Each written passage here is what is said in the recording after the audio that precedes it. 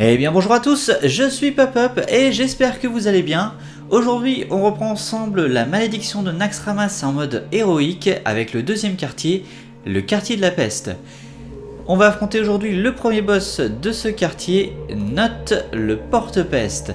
Alors Note a un pouvoir passif qui va lui permettre d'invoquer des 5-5 à chaque fois qu'un de mes serviteurs va mourir. Donc le but bien évidemment c'est d'avoir des serviteurs qui ne meurent pas.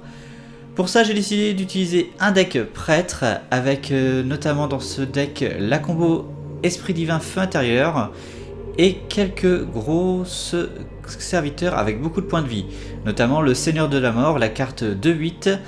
Donc si vous mettez un Esprit Divin dessus, vous pouvez la monter jusqu'à 16 points de vie, voire 32. Et avec le Feu Intérieur, ça permettrait de la passer en 32-32. Vu que Note commence avec 45 points de vie, ça entamerait pas mal ses points de vie. J'utilise également quelques grosses légendaires avec beaucoup de points de vie comme Alexstrasza, Ragnaros ou Eldemort si jamais je me fais déborder. J'utilise également Stalag et Feugun pour essayer d'invoquer Thaddeus, une 11-11 sur borne qui serait compliquée pour lui à gérer. Et des serviteurs qui peuvent comboter pas mal avec l'Esprit Divin, notamment le rejeton de lumière. On va voir tout de suite ce que ça donne.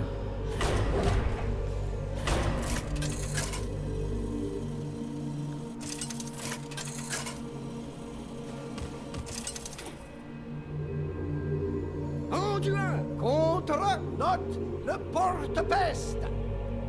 Encore une arme pour ma collection. La lumière nous apportera la victoire. Voilà, donc le but c'est de commencer avec des cartes qui vont permettre de contrôler le board que va nous installer Note. Donc le Seigneur de la Mort, très bien, et en plus j'ai récupéré le Feu Intérieur, ce qui me permettrait potentiellement au tour 4 d'avoir une 8-8 sur le board. J'ai également le Rejeton de Lumière où l'attaque est toujours égale à la vie, et donc ça ferait une 5-5 sur le board également au tour 4, donc on verra comment va se passer la partie. Note commence par me jouer une goule instable, une 1-3 qui fait 1 point de dégâts à toute la table quand elle meurt. Il en joue même une deuxième au tour 2. Alors bah écoutez, pour l'instant je vais me soigner parce que j'ai pas grand chose à jouer pour le moment. J'ai pas envie de jouer le Seigneur de la Mort directement, ça lui ferait perdre des points de vie et diminuer en fait le Feu Intérieur. Note a joué un secret, donc dans son deck il y a des contre-sorts, des blocs de glace et des dupliqués. Donc on va pouvoir voir assez rapidement de quel secret il s'agit. Donc le fait pour lui d'avoir deux serviteurs avec provocation, il fait que pendant un bon moment il va aller directement dans ma tête pour essayer de réduire très rapidement mes points de vie. Et avec son acolyte ainsi que les gouttes instables, il va pouvoir piocher des cartes pour refaire sa main. Et malheureusement, il n'y a pas grand chose que je puisse faire pour le moment pour empêcher cela. Donc j'ai mis un mot de pouvoir bouclier sur mon rejeton de lumière et que j'ai soigné, ce qui permet de le transformer en une 7-7.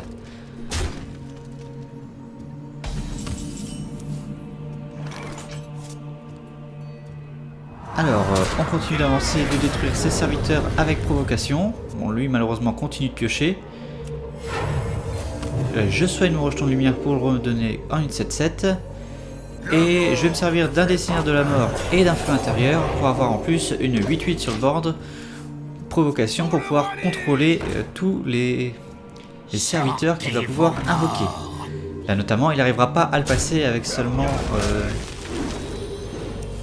sa 4-6, ni son acolyte. Alors, du coup, je vais lui mettre 15 points de dégâts directement, donc ça fait passer directement sa vie à 30. Je vais soigner mon Seigneur de la Mort avec le cercle de vie, ainsi que mon pouvoir héroïque pour retomber sur une 8-8. Et je vais tuer le Fossoyeur avant qu'il ne grandisse trop, avec un mot de l'ombre bouclier. Un Note me joue donc un nouveau secret, ainsi que plusieurs savants fous.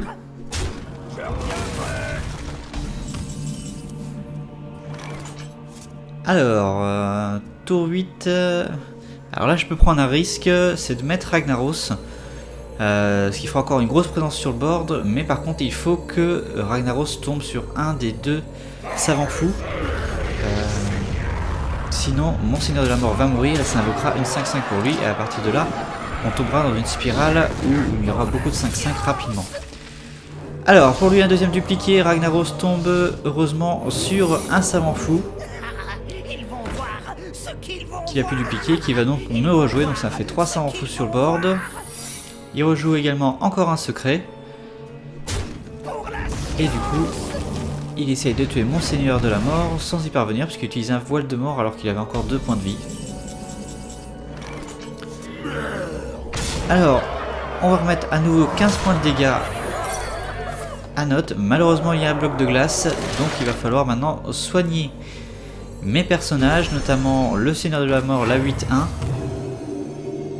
pour éviter qu'il puisse le tuer.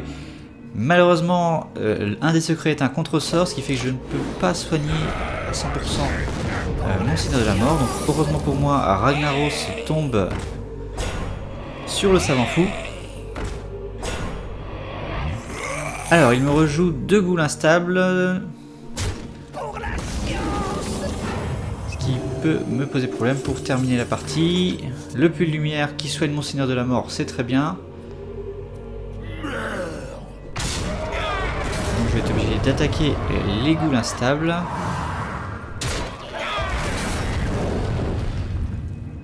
Voilà, donc à partir de là, je vais soigner. Alors, c'est encore un contre-sort, donc c'est bien. Donc, du coup, c'est pas un bloc de glace.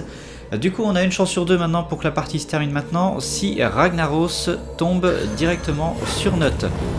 Je soigne mon Seigneur de la Mort si jamais ce n'était pas le cas, même si ça changera pas grand chose, vu qu'il a une 4-1 sur le board. Alors, allez Ragnaros, voilà. Ragnaros a donc tué Notte, le porte-peste. On aurait dû l'appeler le porte-poisse. Voilà donc pour Notte, le porte-peste. Donc en main de départ, je vous conseille de garder un Seigneur de la Mort ainsi que les cartes nécessaires, Esprit Divin ou Feu Intérieur, pour pouvoir faire grossir très rapidement vos serviteurs. Voilà pour Notte. La prochaine fois dans Naxxramas, nous affronterons Egain l'Impur. D'ici là, je vous souhaite à tous une bonne fin de journée et je vous dis à la prochaine.